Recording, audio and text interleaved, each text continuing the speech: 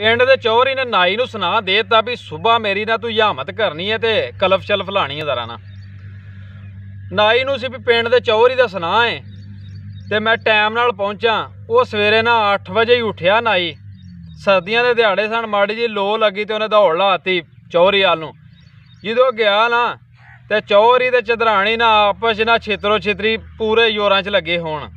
चदराणी चौहरी नूं बेइज्जत कर रही होवे, चौहरी अगों कोई हाँ तो कदी भैड़ा चंगा अगों लड़ाई का जवाब तो किस तरह टाला वाला कर रहा होवे।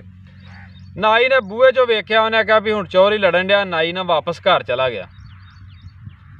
घंटा को लंघिया, फिर सोचा भी हुण लड़ाई मट्ठी हो गई हो। नाई फिर गया, लड़ाई उस तरह ही हो रही सी, लेकिन ना थोड़ी जी मट्ठी हो गई सी लड़ाई।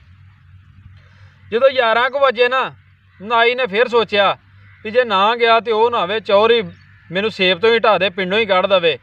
नाई 11 को बजे फिर नाई नूं तो फिकर लगी सी भी चौहरी सुना है। 11 को बजे गया तो वह चुपचान हुई हो लड़ाई, यानी कि हट गई हो दोनों। हुण गया तो चौहरी साहब ने जाके बैठा, आवाज़ मारी, चौहरी साहब ने आख्या आ जाओ बई। नाई बैठा जाके तो चौहरी गुस्से च होवे, घरों बेइज्जती जो ही गुस्सा तो वह सी चौहरी नूं। नाई नूं आंदा भी तू इन्ना लेट है, तेनों रात का सुना मिलिया सी, तू सुबह 8 बजे आना सी ते तू 11 वज गए ने।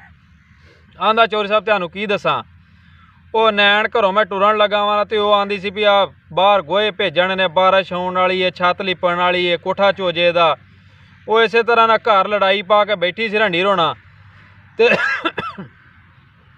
मैं वो लड़ाई दे विच ही ना लेट हो गया जे। बस साहब तुहानूं की दसां, वो लड़दी बड़ा वे, मैं तो बेइज्जत हो गया वा, मेरी कोई इज्जत नहीं रह गई। वो ना अपने दुख पेश करन लग पिया चौहरी नूं। चौहरी ने सोचा भी गल है भी घरों घरी यही हालात। आंदा चलो चुप करके यामत कर तू, घरों घरी यही हालात ने, एवें परेशान ना होया करो। जिन्हां दे घर च लड़ाई लड़ूई होवे, ब्याह सारियां दे यही हालात चलदे ने। आ शेयर कर दिओ वीडियो नूं यार।